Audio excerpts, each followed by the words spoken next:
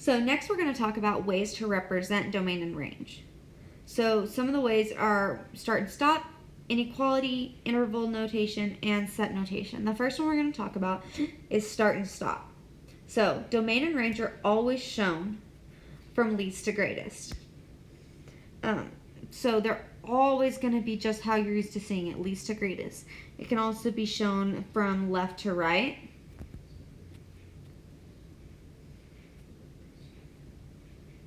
As well as bottom to top. So when you're actually looking at a graph, when you're looking at domain and range, it's always left to right, which is least to greatest, and bottom to top, which is least to greatest. So our x and y on our graph here, it's going to go from left to right and from bottom to top. So domain would be -4 to 1, which would be left to right, and our range would be -6 to 5, which would be bottom to top. Next one we're going to look at is going to be the inequality. Again, we're just showing how to represent domain. So an inequality is going to use our less than, greater than, less than or equal to, or greater than or equal to. So you've got our less than and greater than symbols, which means our ends. It just means simply that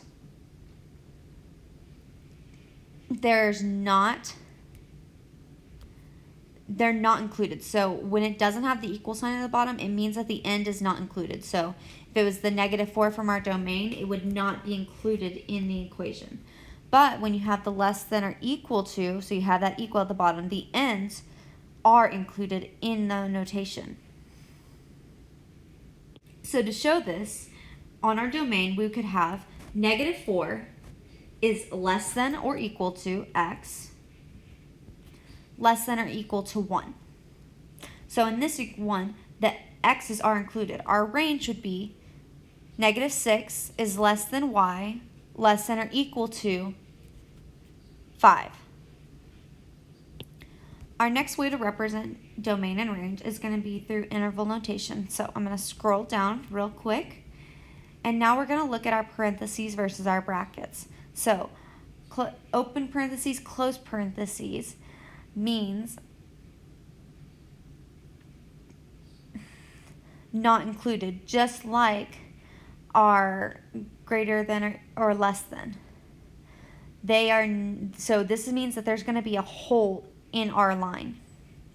While our brackets, on the other hand, means that they are included, which means that it's going to be a closed hole. So that means that there's not going to be a break or hole in our function. So a way that we're going to represent this would be the domain has a bracket, -4, comma, 1 bracket. Our range is going to be parentheses, -6, comma, 5 bracket. So this means that it's going to be included. So now we have our set notation. Set notation is a precise way of describing which items belong in a set and which do not. Read like x such that x is. So domain is x such that x is, or range is y such that y is. So our range, our domain would be, we do our little squiggly bracket here, and x such that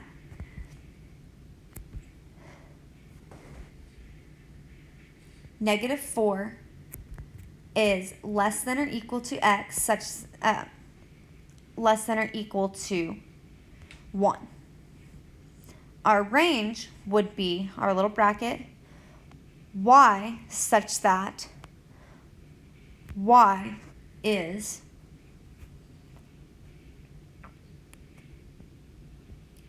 So if we look at the graph below, we can see that we have some different discrete and continuous functions within our graph. So we've got our heart and we've got our line that's curved all the way down, and then we see that open circle. I'm going to draw a little arrow that points to it, but we have this open circle, which actually means that this line is discrete. It has a hole or a break. It's not included within the function, which means it would have either parentheses or it would just have a less than or greater than symbol and no equal symbol. So it is a discrete function. Okay guys, so now we're going to pull out this frame it exercise. This is actually going to use 4 different examples to show you how we use our 4 examples to represent domain and range. So the first one we're going to talk about is a parabola. This is going to be our top left corner where you see our nice little arc that we have going here. That is a parabola. So parabolas can look a multitude of different ways, but this is just going to be one of our basic ways that we look at it. So first thing we're going to see is, remember, we have our x and y axis. So remember, our x is going to be going horizontally and our y goes vertically. So on both of our ends right here, you see we have arrows pointing to basically infinity. That means that there's no break or stop at any point. It does not have an end either way. That means it goes on forever down, it goes on forever to the left, and it goes on forever to the right. The only place it doesn't go on forever is up top, where that 5.5 basically lies. So what that means is, in our range goes up to 5.5. That's its highest point. But it goes on forever south. It never stops. So our range is going to look a little different than what you've experienced. So is our domain. So our domain goes on forever to the left and goes on forever to the right. Our range goes on forever and then stops at 5.5. It goes on forever down, but not 5.5 past. So that is our start or stop. Now we've seen it on the graph, we're going to write it out on our frame it page. So we've got a start and stop, an inequality, an interval notation, and a set notation to fill out for strictly the parabola. So we already talked about the start and stop. So it goes to the left forever and then to the right forever on the domain. This is for your x. Our inequality would be negative infinity less than x less than infinity. We'd have an open parentheses, negative infinity to infinity, close parentheses, and our set notation would be x such that x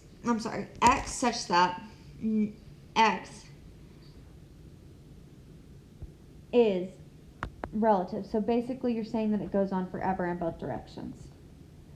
Okay, so then our range, it goes on forever down, but it stops at 5.5. So that means we'd have negative infinity less than y less than or greater to 5, less than or equal to 5.5. And then we've got our open parentheses, negative infinity, 5.5, close bracket.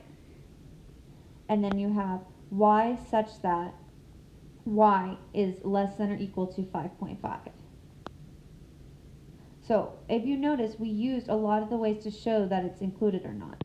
So now if we flip back to the framing page, we're going to be looking at the triangle now. So the triangle is a little bit different. We don't see any arrows. We see a lot of stopping points. So on our x-axis, you see that it stops at 1, it stops at 6, and then on our y-axis, it stops at what looks like 1 and 6.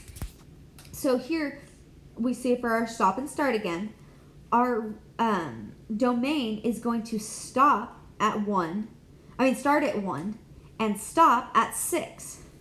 Our range, on the other hand, is going to start at the bottom. Remember, always starts at the low at least, starts at the bottom, and it's going to start about 0.75 and end at 5.75, 6, somewhere in between there. This graph may not be entirely accurate. Remember, we don't always have the perfect graphs on here. But that's going to be our start or stop because we don't have any discrete functions. So now if we go to our graph, our table, we can see our domain starts at 1, stops at 6, and our range starts at 0.75 and stops at 5.75. Our inequality would be 1 less than or equal to x less than or equal to 6. Our range would be 0.75 less than or equal to y less than or equal to 5.75. Our interval notation would be bracket 1, 6, bracket, and our range would be bracket 0.75, comma, 5.75, bracket, and our set notation would be x such that 1 less than or equal to x less than or equal to 6, and y such that 0.75 less than or equal to y less than or equal to 5.75. This one was pretty straightforward because it was all included. Again, we're going to head back to our framing exercise, and this time we're going to be looking at the elephant. So this one has some interesting curves and lines. Remember, we have our x and our y axis. So we're going to be looking at the domain, which starts about -6, maybe 5.75, and then it ends over about 0.5, 0.25, something like that. Remember, it goes from left to right is our x. So it's about -6 to 0.5. Then when we look at our range, we go from bottom to top, which is going to start at the feet, which is probably about 5.75-ish, maybe -6, and then it goes up to 0.5. So they've got the exact same area that this elephant is lying in.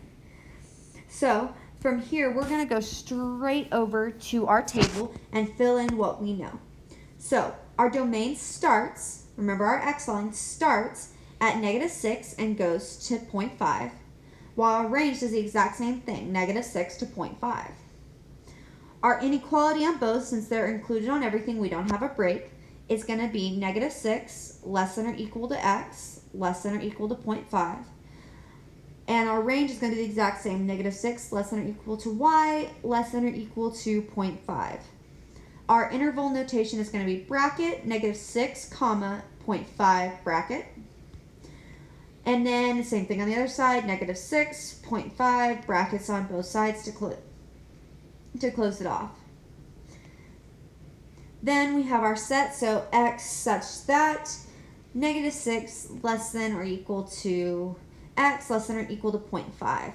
And on the other side, y such that -6 less than or equal to y less than or equal to 0.5.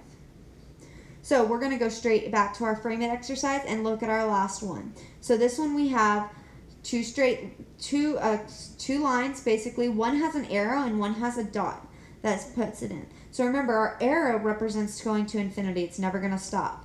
So our domain is actually going to be 1 to infinity. It doesn't have a stop. Our range, on the other hand, actually has a stopping point because it has a bottom. So it's going to be -5. And our top is going to be at that -1 marker. And remember, our graph isn't perfect, so I have about -5.25 and -1.25. So if we head into the table, our start for our domain, remember our domain's x, is going to be 1 to infinity. Our range is going to be -5.25 and -1.25. So our inequality is going to be x is greater than or equal to 1.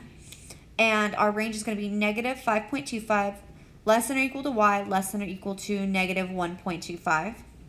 Our interval notation is going to be bracket 1 to infinity with a parentheses. And then we're going to have bracket -5.25, comma, -1.25 bracket. Our set notation is going to be x such that x is greater than 1. And then y such that -5.25 less than or equal to y less than or equal to -1.25.